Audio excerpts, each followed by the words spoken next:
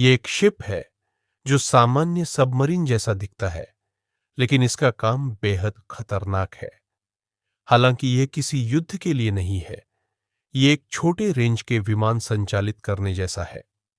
हाँ, ये एक नार्को सबमरीन है।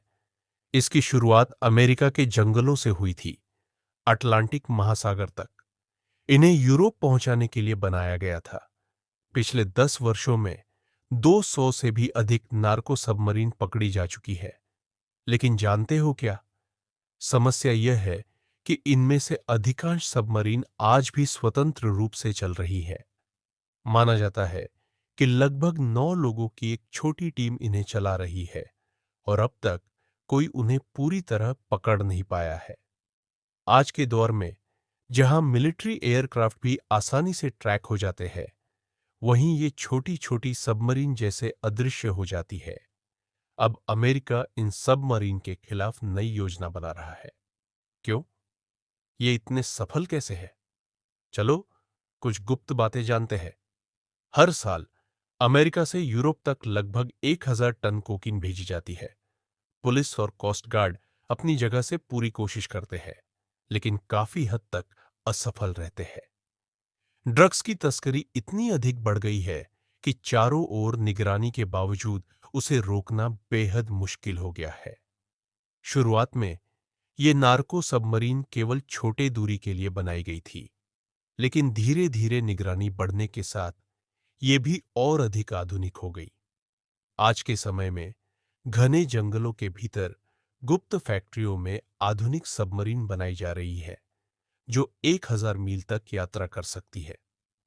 कार्टेल और कानून प्रवर्तन एजेंसियों के बीच यह अब एक दिमागी लड़ाई बन चुकी है।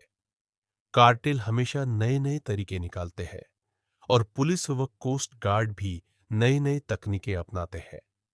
शुरुआत में इनका डिजाइन बेहद साधारण था, केवल 640 फीट लंबा और पानी के थोड़ा नीचे ही यह आसानी से छिप सकता था। रंग ऐसा होता था कि समुद्र के पानी में मिल जाए। इस वजह से ये सबमरीन आसानी से अपने गंतव्य तक पहुंच जाती थी, लेकिन अंदर की हालत बहुत कठिन थी। बीच में एक डीजल इंजन, एक छोटा सा चलने का स्थान और आगे ड्रग्स के बैग रखे जाते थे। एक सबमरीन लगभग 7 से 8 टन कोकीन ले जा सकती थी।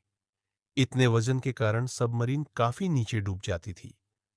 रात के समय सबमरीन चलती थी जब चारों ओर कुछ भी दिखाई नहीं देता था। इस तरह ये गहरे समुद्र में आगे बढ़ती थी। हालांकि दिन के उजाले में कोस्ट गार्ड द्वारा देखे जाने का खतरा बना रहता था।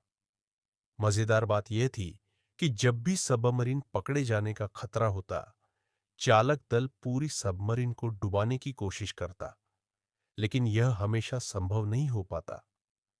प्रारंभिक मॉडलों से कार्टेल को काफी सफलता मिली, लेकिन समय के साथ उन्हें समझ में आया कि समुद्र पार करने के लिए और भी बड़े और मजबूत सबमरीन चाहिए।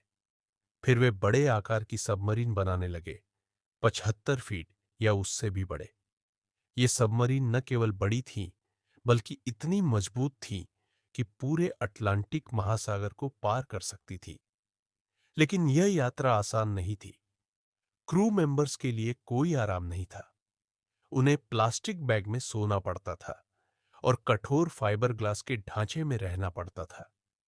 खाने के लिए बस एनर्जी बार और डिब्बा बंद खाना होता था। समुद्र की ऊंची लहरें, तूफानों का डर और कोस्ट गार्ड से बचने की चिंता हमेशा रहती थी। लेकिन सब कुछ हमेशा योजना के मुताबिक नहीं चलता।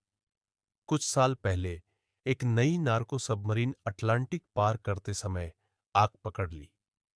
2 सप्ताह की यात्रा 1 महीने में बदल गई। फिर उन्हें दूसरे कार्टेल की मदद लेनी पड़ी, लेकिन अंततः वे पकड़े गए। इसके बाद कार्टेल ने एक नई तरह की सबमरीन बनाई, स्नॉर्कल सबमरीन। ये पूरी तरह से पानी के नीचे चल सकती थी।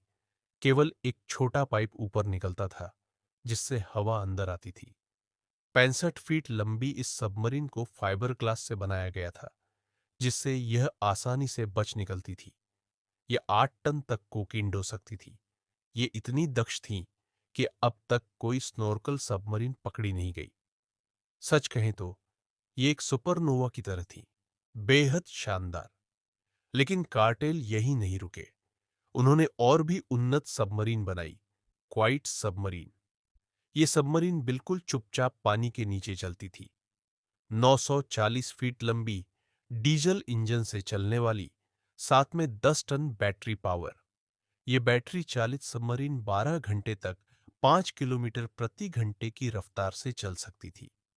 चूंकि यह पूरी तरह से पानी के भीतर रहती थी, इसे पकड़ना लगभग असंभव था।